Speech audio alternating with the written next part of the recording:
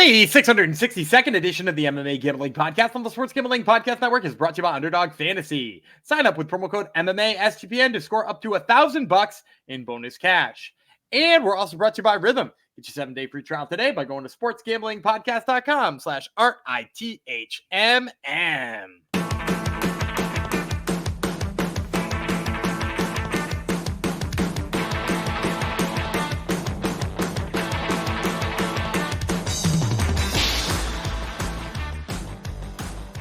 Howdy ho, Degenerinos. Welcome to episode 662 of the MMA Gambling Podcast, the Sports Gambling Podcast Network, dedicated to Cannabis Bong Man, one of our friends in the Discord. He seemed like he was having fun last night, and he's got a funny name. So, Cannabis Bong Man, this goes out to you. Thank you for coming to the show. This is not about cannabis nor about bongs. It is about men, though. Well, I'll give you that. This is a UFC podcast, this episode. It's been a week since 2 weeks since we've done one. We are wetting our beaks with regional MMA, but now it's time for the big boys, the big show UFC, and it's non-Apex cards. So it may seem like an Apex card of some of these fights, but I assure you, the co-main event would be an Apex main event. So that's how you know it's not an Apex card. I am one of your hosts, Taco Jeff Fox. Haven't changed the name yet.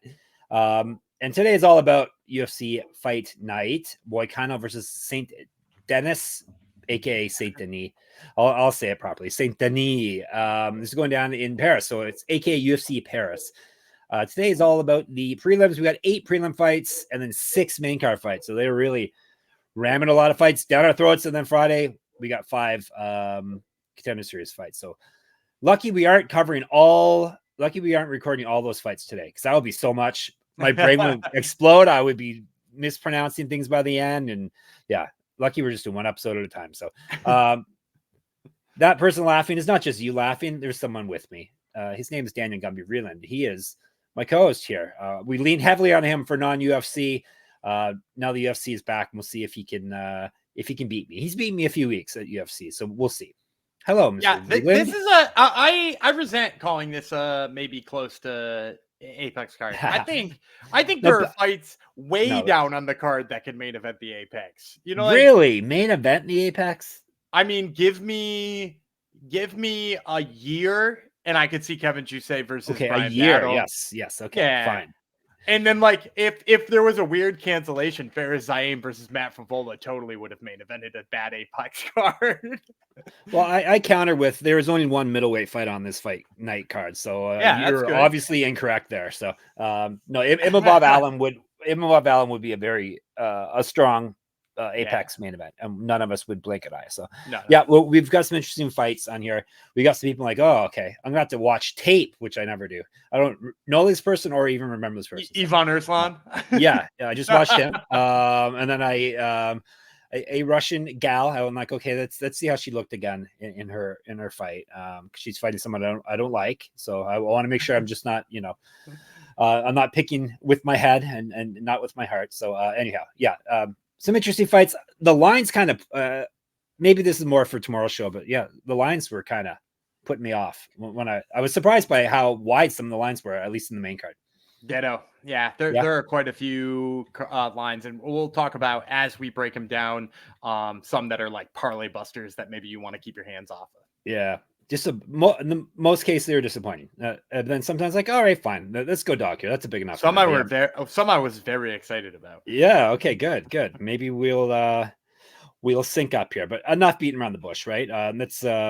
We got 8 fights to cover today. So, and then we're done recording for the day. So that's a good thing. Before we get to all of that, have you heard of Doug Stanhope? He is part of our network now. I used to listen to him when he was on Howard Stern. Doug Stanhope and his girlfriend Bingo. They were always entertaining. So Doug Stanhope, Brendan Walsh, and Sean Green. That would be one of our bosses. They host the newest podcast on the SGPN network. I guess the N already stands for network. So the SGP network or the SGPN, and it's called Get to the Points. Every Thursday before the game. The game would be NFL because it's all you Americans care about, the game. Doug, Brendan, and Sean give out their favorite plays and talk a ton of shit. We can say that word on here, Gumby? Yeah, you can. We're gonna get we just got monetized on YouTube. They're gonna totally flag us now.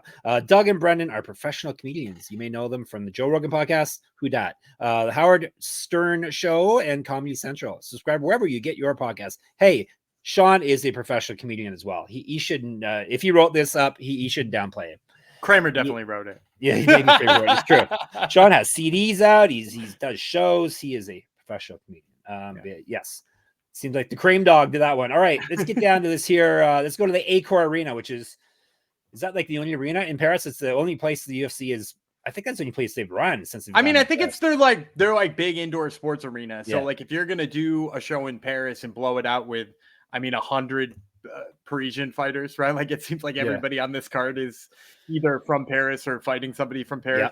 There's one card with a Spanish guy on it instead, and that's pretty much it. Like and you're not playing a soccer stadium, so yeah. Right, yeah, you're not playing a soccer stadium, so like that's their big indoor one. So Dana White is very against.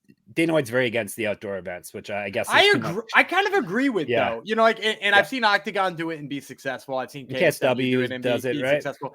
But like, why risk it? What happens when there's a thunderstorm? You know, like why? What's the point of putting it on the line just so we can have some like fresh air while we watch the fights? And I'm breaking the number one rule of podcasting. I'm talking all over my co-host, so it's good that he just powers right through and doesn't even ignore it. So yeah, so the Accor Arena in Paris, France. If you people want to get there and see the event, it's going down this Saturday, of course, because it's the UFC. I don't remember the last time they've done a non-Saturday event. Noon Eastern start time for the prelims. So keep that in mind. You have ESPN Plus is the broadcaster here. 14 fights in an octagon. Boo. It's not in like a shark cage or backseat of a car. It's in an octagon still. Let's kick things off with a lightweight fight. Bolaji Oki. He is not from France. He is from Belgium, correct? I believe so, yes. Yes. Chris Duncan from Scotland. 3 5-minute rounds. So let's break it down with Mr. Duncan first. The problem, Chris Duncan. 11-2, 7 knockouts, 1 submission. He's been knocked out once, submitted once, so finishing both of his losses. 2-1 in the UFC, 1-1 on Contender Series. He's gone 4-1 over his last 5, but he did lose his last fight via submission. 3-0 in Bellator, was regional champion. He has outstruck his UFC and Contender Series opponents by 1.23 strikes per minute, so pretty good. That's 5 fights, so it's not a super small sample size. Plus 175. Oki is the Zulu Warrior. That was my nickname in high school as well. He's 9-1, 5 knockouts, 1 submission. Never been finished in a fight. 1-0 in the UFC, 1-0 Contender Series.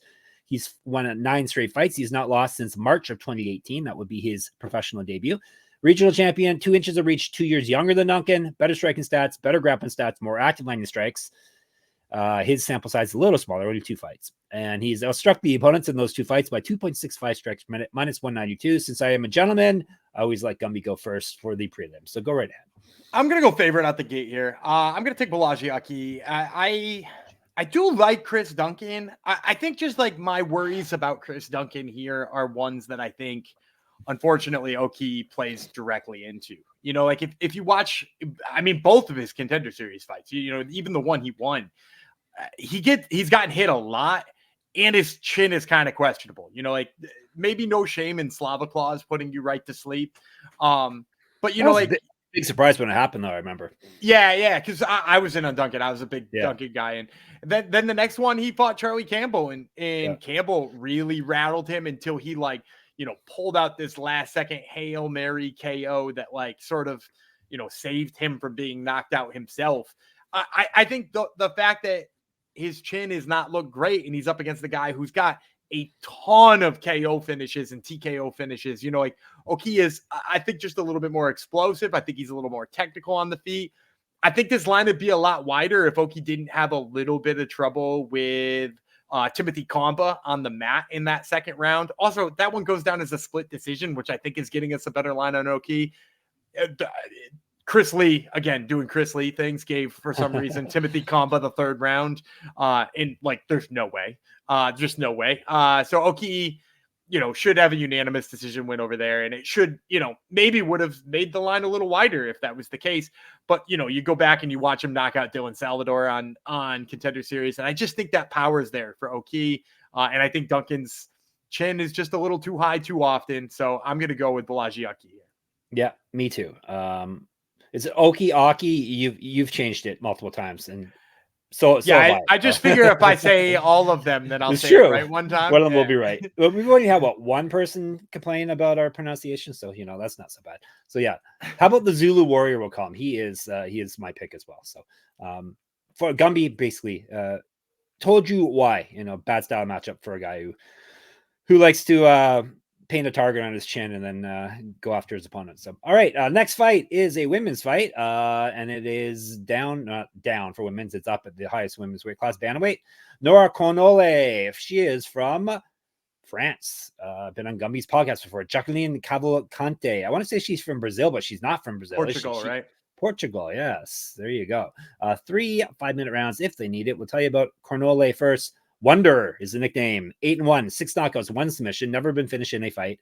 2-0 in the UFC. She's won 8 straight fights, so she dropped her debut. Who was her debut against, though, Gumby? Jacqueline Cavalcanti. Jacqueline Cavalcanti. She lost to her July of 2021. Has not lost since then, though. Won her last fight via TKO. She missed weight that fight as well, so keep that in mind. She used to fight up a weight class, 145. Usually fighters that miss weight do not win their fights. All those stats I run on my Substack, moneymma.substack.com. Check it out. There's a plug already. What else can I tell you? She has outstruck her UFC opponents by 2.03 strikes per minute. She's at plus 180. Cavalcanti, the Nightmare, 7-1 with 3 knockouts, never been finished in a fight. She's taking this fight on short notice. That's another thing that you don't want. Taking fights on short notice. That's another stat that is not in your favor. She's won 2 straight in the UFC. Actually, both her fights in the UFC, 2-0. She's won 5 straight overall. Has not lost since March 2022. LFA champion and a regional champion. Used to fight at featherweight and lightweight. 1 inch of height, 3 inches reach, 8 years younger than Cornolle. Twice more active landing strikes, better grappling stats, and she's outstruck her UFC points by 4.2 strikes per minute. Minus 188. I want to take Cornolle, but I don't know if I can do it. I wish Gumby was going first here. I'm going to go against the against the short notice thing. Cavalcanti's, I think, a better fighter overall, regardless of the short notice thing. Not to mention much bigger and much younger and much better, well-rounded. Maybe not better on the feet. Definitely not more dangerous on the feet, but better all around. So give me Cavalcanti here. She's already beat her once. So this is where I call you a coward. And I take Nora Cornolle. All right. I really do respect Jackie Cavalcanti. I was picking her in that Josie Nunez fight, and I think she won it despite the fact that it wound up being a split decision. But I think the problem for me in that fight is how it wound up being a split decision. I think the judges got it right. They gave it to the right fighter. But I think the fact that Cavalcanti is constantly the person who is not landing the bigger shots, right? She's a volume striker. She's not going to go out there, blow anybody away with her power. She's going to pick and choose her moments. And in most of that fight, she spent backpedaling. And I think against Nora Cornolle, first of all, 2 things that worry me about that. First of all, Cornolle hits really hard. We saw her put Melissa Mullins away with a body shot the last time out. Like, she hits really hard. So we're in another one of those positions where Cavalcanti is really going to have to throw a ton of volume because she's not going to win a fight based on the impact of the strikes. I think Cornolle wins that one too.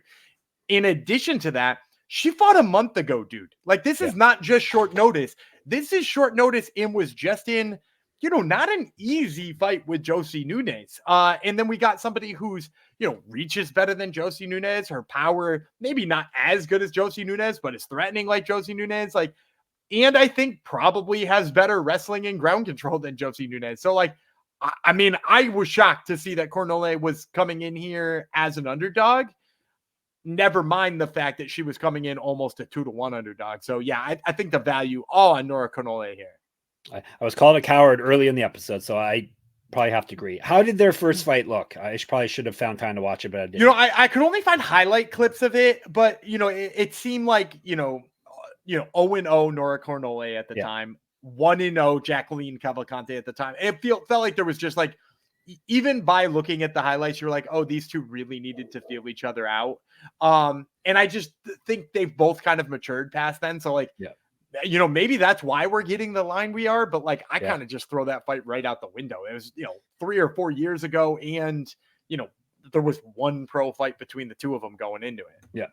Yep. I don't mind actually if I'm wrong here, because Cornolle is the great Cornholio is a fun fighter, and she was good on your you know that reference, obviously. Yeah. Beavis and Bud. Yes, and she was good on your podcast, so you should have her on again. I would love to. Yeah. There you go. All right. So Gumby and I differ there, but like I said, I don't mind if I am wrong there. Before we move on, actually, we're going to keep moving on. We're going to tell you about Underdog Fantasy. That's how we're going to move on. Underdog Fantasy Pick'em is always adding to their awesome menu.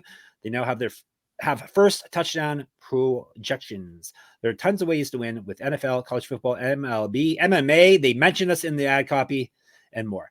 Their lobby is jam-packed with profit boosts and no sweat entries. You can now use specials and boosts on all flex entries. Gumby, do you have a special or boost, a flex? Do you have anything special for us? Anything? Yeah, so this is coming to you on Wednesday, which means there's lots of things that we could choose from, but why not go to the world of MMA? So we just talked about that fight between Jacqueline Cavalcanti and Nora Cornolle. Right now, it's got Cavalcanti's significant strikes listed at 81.5. I think she's gonna have to throw a bunch of volume, but I don't know that she's gonna get to that number. That's a lot number. Yeah. So I'm gonna take the lower than on her significant strikes. All right. Here's the important part. We need you to do this so we can look good to our bosses. You need to sign up with our code MMA SGPN. You're not gonna lose money. Gumby just told you how to win money with it. So here's what's in it for you other than Gumby's winning pick. You can claim a special pick and first time deposit offer up to $1,000 in bonus cash. Who doesn't need $1,000 in pocket cash? Underdogfantasy.com, promo code MMA SGPN. As I drop the phone that has all the ads on it. Why do I read them off the phone? I don't know. I just do. All right, we're moving on to we're going down a weight class, but we're switching over. We're switching genders. We're going to men's flyweights. Daniel Barez, or is it Barry? Barez, yeah. Barez, right. He's from Spain. Daniel Barez. He is up against Barez. I'm going to go Barez. I count on you. I rely on you, and you're letting me down. Victor Altamirano. He is from Mexico. 3 5-minute rounds, 125 pounds. Let's tell you about man whose name we probably just butchered. Barry. 16 and Barez. Final answer. 16-6, 7 knockouts, 6 submissions. He's a finisher for a little guy. He's been submitted 3 times. 0-1 in the UFC, 0-1 in Contender Series, 4-1 over his last 5 fights. He lost his last fight via submission. That was back in July of 2023. Multiple regional championships on his mantle. Correct. Get the shirt. sportsgamblingpodcast.com/store. Get sticky with it. Any sticky people last night? No sticky. No, it hasn't been sticky in there in a minute. Good job, Coach Leach bot. The Coach Leach bot protects us from the stickiness. If you're not in there, you have no idea what we're talking about. But anyway, Barez used to fight up at bantamweight, as pretty much every flyweight has done. A 2012 pro MMA debut. He's been outstruck on the Contender Series in the UFC by 1.52 strikes per minute. Better grappling stats than Altamirano, plus 110. El Magnifico. I think I know what that translates to. 12-4, 2 knockouts, 4 submissions. He's been submitted once. 2-3 in the UFC, 1-0 Contender Series, lost 2 straight. Before that, he won 2 straight. Was the LFA champion. 2 inches height, 4 inches reach over Barez. 3 years younger, better striking stats, more active landing strikes. He's outstruck his UFC and Contender Series opponents by 0.85 strikes per minute, minus 124. Give me the magnificent Altamirano. Are you making a face? I just thought it was my turn to go first. Oh, it really? One. Yes, go. Pick Altamirano first. Excuse me. I'm gonna take Daniel Barez. I thought you were gonna give me a chance to sway you, but you didn't. Yeah. You're in on Altamirano. I'll take Barez. I like Barez here for a couple of reasons. If you watch that last fight, the one with Jafel Filo, like he had Jafel Filo hurt and was gonna put him away, and seemingly, I don't know if he punched himself out or just psyched himself out that Filo didn't go away, but after the takedown, he looked like he almost just gave up in that fight. And obviously that's a problem. We worry about his submission defense. You mentioned he had been submitted in his last fight, that Filo fight. And Altamirano's got a bunch of subs, and I think that's why you see the line where it is. It actually opened with Altamirano as a dog, by the way, and it's been bet the other way. The public knows. Gumby. Well, I think the public sees all of his submissions, but go ahead and look back on his record on the last time he's got a submission. It's been like half a decade since that guy's gotten one. Yeah. And I think he's one of those guys who probably got a bunch on the regional scene, and now that he's stepped up in competition, that's not really his thing. He does score a bunch of takedowns, but I think he's going to be wildly outmatched on the feet. And as long as Barez doesn't make the same mistake, and look, I don't think Victor Altamirano is the kind of grappler that Jafel Filo is.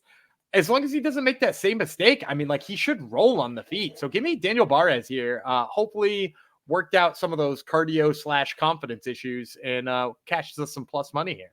Yeah, I'm not counting on that. He's fought a lot, so you really think he ironed all that out? He's young though, right? Isn't he young? How old is Daniel Barez? I'm taking Altamirano on you. I know you are. Better striker, and it's proven he can actually win on this level. I don't know if he's a better striker. He's got better striking stats, maybe. We'll find out who's a better striker. Let me see. 35, so no. Barez, okay, so he's an old young. dog. So yeah. He really looks young. Good for him. Yeah, he does. All right. Can we get back on the same page? Actually, it's probably more interesting for people that were not on the same page. Let's go to a women's fight. This is the bantamweight fight. Ailín Pérez, the greatest featherweight fighter ever, but she's gracing us with her presence in bantamweight. She's from Argentina. Darya Zheleznyakova. I butchered it. Zheleznyakova. She's from Russia. No surprise in there. No surprise there. 3 5-minute rounds. If they need it, more than likely they will. Tell you about the Iron Lady first. Zheleznyakova, 9-1 with 5 knockouts. She's been knocked out once, 1-0 in the UFC. She's won 2 straight. Regional champion, 4-inch height, 2 inches reach, 2 years younger than Pérez.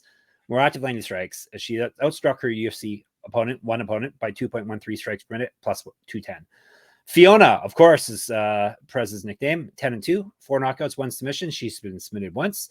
3-1 in the UFC. She's won 3 straight and 5 of 6. Has not lost since September 2022. Used to fight down at flyweight, up at featherweight, where she was the queen. Regional champion, not just any regional champion though. You know, remember where she's the champion? Samurai Fight House. Samurai Fight House in the house. Samurai Fight House looked good last night. Looked great last night, for sure.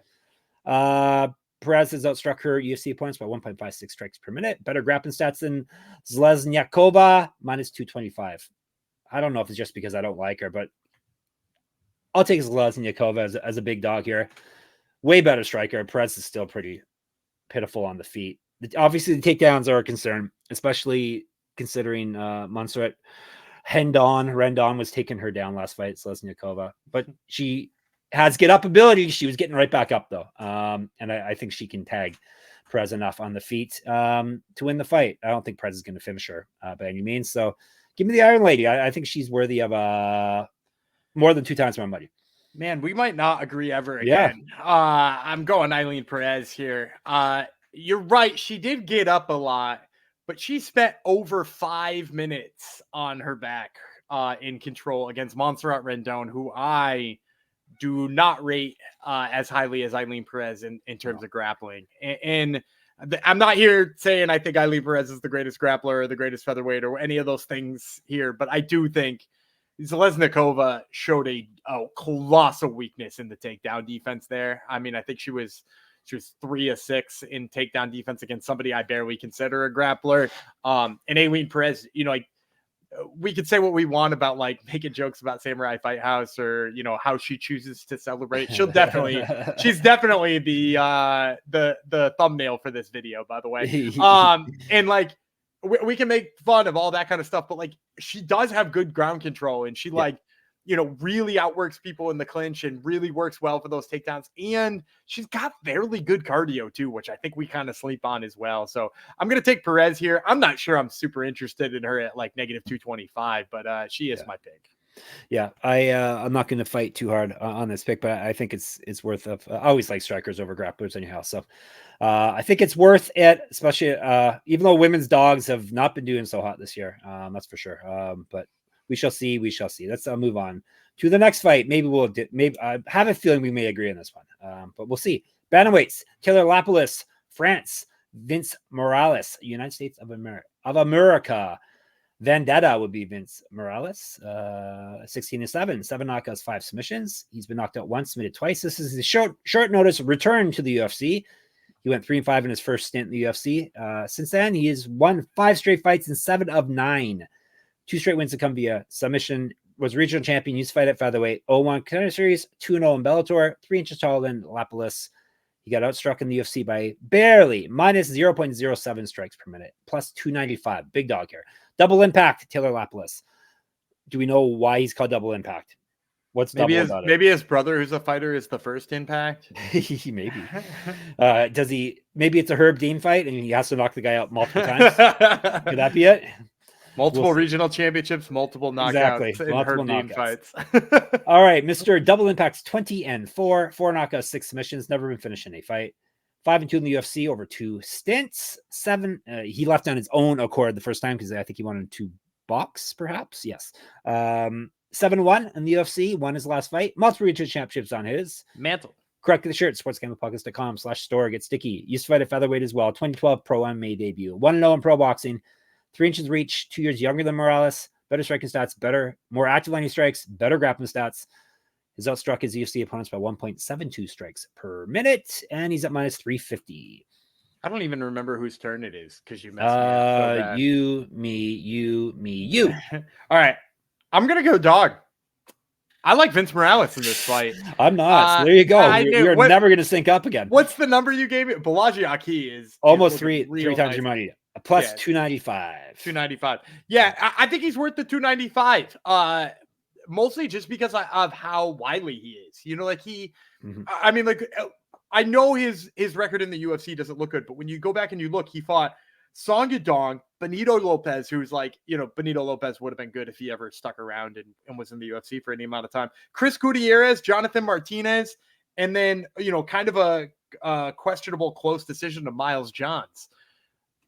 I think maybe all of those people are better than Taylor Lapilus. And he's got, you know, he's got to win over Ayman Zahabi in there. You know, he's the guy who went in there and beat Ayman Zahabi. I think he's sharp on the feet. I think his cardio could potentially be a weapon here. We saw in his last fight, if you watch that fight with Hunter Azier, like his grappling now is something to be feared too. He hit something called a caveman necktie. Do you know what a caveman necktie is? No, it's some sort of necktie, I'm guessing, but yes, it's a variation of the Peruvian necktie, except using instead of the back of the leg, the front of the shin. And is that what cavemen used to do? Is that what I think it's because the way you have to crouch down when you get it with your shin being forward, you look like a caveman, like tending to a fire. I think that's the only reason it could potentially be named that. Because all those photos of cavemen that we have to right. Exactly. Yeah, he looks like a museum exhibit. But regardless, yeah, like I think Vince Morales' speed, I think all of that plays up. And I question Lapilus being as big as he is at bantamweight, whether or not he'll be able to keep that pace with Morales the whole time. So yeah, I'm in on the underdog here. Vince Morales definitely worth a 3-1 stab. Yeah. Fine. You take him. I am not. Short notice thing obviously is an issue. Lapilus has been very sharp in the UFC, much sharper than Morales has been. And he is good everywhere. I think he's better on the feet, and he's obviously a very good grappler as well. And not to mention he's fighting at home. Now, I was tracking that. I gave up on it. I should probably track it again, but I don't really know if fighting at home is better or worse, but we'll just say we'll make it better since it's part of my argument here. So I do want to throw. I do want to throw a quick shout out to Vince Morales' takedown defense. He did stuff Miles Johns 11 out of 12 times. If you're looking for another reason to join me and get behind Vince Morales, shout out to your takedown defense. His takedown defense appreciates your shout out. So all right, let's move on. This one we agree on. We agree on this one. All right, let's just skip over it. Another prelim fight. This one's at lightweight. Ľudovít Klein from Czech Republic, right? Or Slovak? I think it's Slovak. Well, I want to say Slovak. Let me check. We don't want to say the wrong country and start a war. Yeah, Slovak Republic. He is up against Roosevelt Roberts. He's from the good old United States of America. No confusion with that one. And as I said, this is a lightweight fight, so 3 5-minute rounds if they need it. Let's tell you about the American first, Roberts, the president, Roosevelt Roberts. He goes by the Predator, but it should be the president because that's a presidential name. He's 12-4 with 1 no contest, 4 knockouts, 5 submissions. He's been knocked out once, submitted twice. Short notice fight for him. 4-4 with 1 no contest in the UFC over 2 stints. 2-1 over his last 3. Lost his last fight via submission. He's not won since May 2022. Missed weight before at 155 pounds. Was regional champ. 1-0 contender series. 1-1 the Ultimate Fighter. 1-0 in Bellator. 7 inches taller than Klein, but only 1 inch reach over him. He's barely been outstruck in his UFC and contender series career by minus 0.07, and he's at plus 700 because Mr. Highlight has lived up to his name recently. Klein, 22-4-1. 9 knockouts, 8 submissions. He's been knocked out once, submitted twice. 6-2-1 in the UFC. He's won 3 straight, and he's gone 5-0-1 over his last 6. He's not lost since October 2021. Missed weight before at 155 as well. He's fight at featherweight. 2014 Pro MMA debut. A year younger than Roberts. Better striking stats. Better grappling stats. More active landing strikes. And he has outstruck his UFC opponents by 0.48 strikes per minute. Minus 800. Klein, obviously, is the pick here. Short notice or not. Klein would be my pick. Wouldn't Robert? Yeah, Roberts is on short notice, right? Yes, Roberts on okay, short. the way you phrased that, I was just like, yes, on short notice, right? Even if it wasn't short notice, I would be picking him. So. Yeah, and Roberts, look, I like him. I think he was probably shortchanged in his first trip to the UFC. My problem is just like, there's no way he's going to get out of the way of the strikes of Ľudovít Klein. He's looked so sharp on the feet. I mean, and he's out there beating incredibly good fighters, right? Like, is Thiago Moises he beat the crap out of in his last fight, if I'm remembering correct? Yeah. You know, like Ľudovít Klein is just looks so sharp and keeps reminding people how damn good he is. And Roosevelt Roberts is like, you know, he's a crafty when you get in the clinch on submissions on him, and he's kind of like, you know, awkward to get close to, but Klein's got the reach and the power. I think he's going to absolutely decimate him. Absolutely decimate him. So maybe a prop play to make the line a little better. I don't think that the KO prop is even good. I bet it's terrible. You are probably right. All right. Before we move on, let me tell you, Bet US. We are brought to you by Bet US. Bet with the best in the business. Bet US. Bet US has been around for more than 30 years. Easily deposit using cryptocurrency and get lightning fast payouts. Check out all their MMA lines there. And you can support SGPN and get yourself access to another great book by signing up at Bet US. Use our link to sign up and get 125% deposit bonus on your first 3 deposits. Go to sportsgamblingpodcast.com/betus. That's sportsgamblingpodcast.com/betus. Promo code SGPN so they know we sent you. Bet US, America's favorite sports book. And we're brought to you by Rhythm. SGPN's proud partner, Rhythm, is the #1 AI-powered sports betting platform that helps provide bettors of all levels the ability to build custom predictive betting models in seconds and get predictions for betting on money line spreads, totals, and props. Build your own model, copy one of the top performing models from the leaderboard, or press build a model for me. And Rhythm gives you predictions for every game and player prop, and also has a myriad of stats, research, and trend analysis to give you even more betting insights. Claim your 7-day free trial today by going to sportsgamblingpodcast.com/rhythm. That's sportsgamblingpodcast.com/RITHMM. All right, 2 more fights. We've already given you a real quick. I put the intern on it. Yes. The KO prop on Ľudovít Klein, -115. Not so bad. That's not awful. I thought it was going to be like -300 or something like that. Probably some value there. Yeah, but he also submits people a lot, so I assume inside the distance is not going to be worth. That's not playable. Right? That's correct. Yeah. All right, let's move on to the co-main event of the prelims. Oumar from France, Woon Jung from South Korea. 3 5-minute rounds, 205. Jung Saseda is the nickname, which translates or means strong. 15-5-1, 11 knockouts, 2 submissions. He's been knocked out once, submitted twice. 4-3-1 in the UFC. He's lost 3 straight fights. Before that, he won 2 straight. He got submitted in his last fight. That was back in September 2023. Has not fought for a year by my math. Last win was November 2021. So that's almost 4 years. If my calendar is the same as yours. Used to fight up at heavyweight, was regional champion, better striking stats and more active landing strikes than Sai is in the UFC at least. However, he has been outstruck in his fights by 0.4 strikes per minute. Plus 455, another wide one here. Sai 10-0, 4 knockouts, 4 submissions. Very well-rounded guy. 1-0 in the UFC. He's won 3 straight via finish. He's fight at heavyweight as well. 5 inches reach over Jung, 2 years younger. Not our friend Jung. Has been outstruck in his 1 UFC fight by 0.81 strikes per minute because he did not land a strike. He has not landed a strike in the UFC yet. Better grappling stats than Jung, -450. So man who's not landed a strike in the UFC is -450 favorite. But it's your pick, right? He didn't have to just because he took Tukatokos right down and just obliterated him. What'd you say the number was on Sai? 450. Yeah, so here's the thing. I'm going to take Oumar Sai in terms of, because I want a winner here, and I don't think I can take Woon Jung even at that price, having been absolutely blasted in his last 3 fights. But I'm going to say this is not a parlay piece. I think everybody can kind of fall in love with the guy who shot a big takedown and got a rear naked choke in 3 minutes against Tukatokos. Tokos doesn't have the takedown defense that Woon Jung is. He hasn't been in there with guys that Woon Jung has been in there with. And so for me, you know, like this is a pretty large step up in competition for Oumar's side, to the point where I don't want any piece of that potentially burning my parlays. You know, like maybe he's like a good one to look at some underdog plays for if you want to find a way to get in on this, but I would stay away from the money line. Oumar's size money line, not really interesting to me, but he is my pick here. Yeah, same with me. I second all of that. How about him inside the distance? Is that I see that at minus low 100s, minus 150. Is that worthy or not? I don't think so. Like I can't imagine pulling the trigger on that and not on Klein instead. You know, like I think your money's better on Klein there.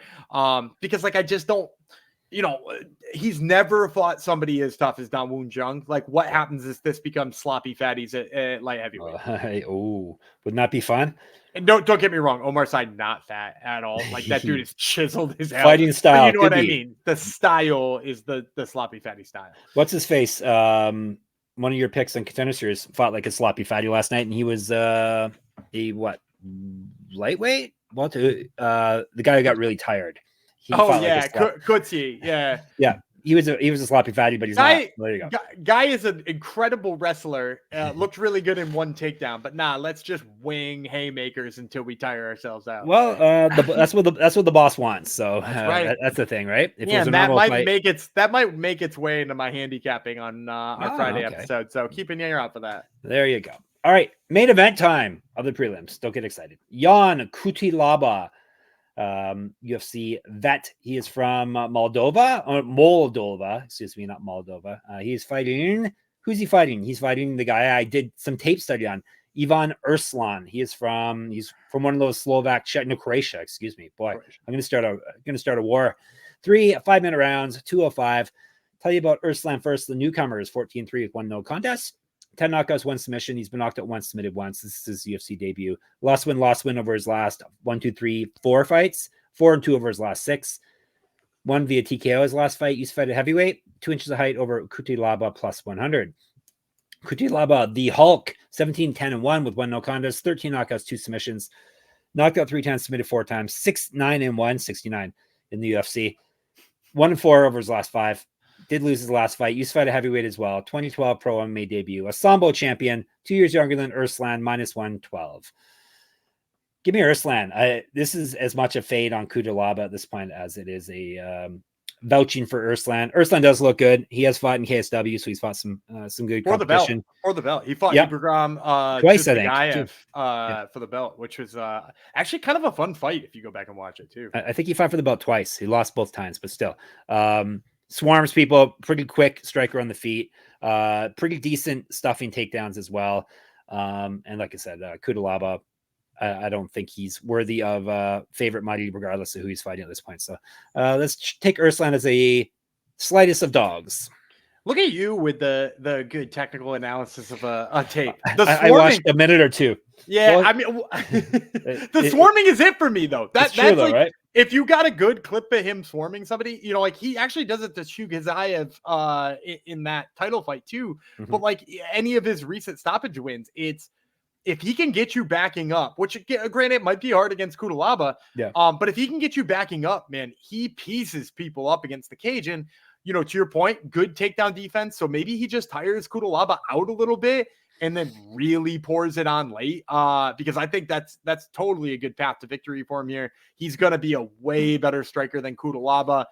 He does have to watch out for the knockout blow. He's been knocked out a couple of times in his career, and that like a little alarm bell. But at the same time, yeah, I think he's way better. And you know, to your point, let's fade Cutelaba at this age. Does he finish Cutelaba though? I mean, most of his wins recently are finished, right? Like at least his last 2, because I know I watched his last 2 victories are both TKO stoppages. So like, yeah, I think probably Cutelaba is one of those guys too who's been finished a ton and by a ton of different methods, right? The guy got submitted by Johnny Walker. We're not like here lauding his ability to stay in a game. Yeah, Erslan.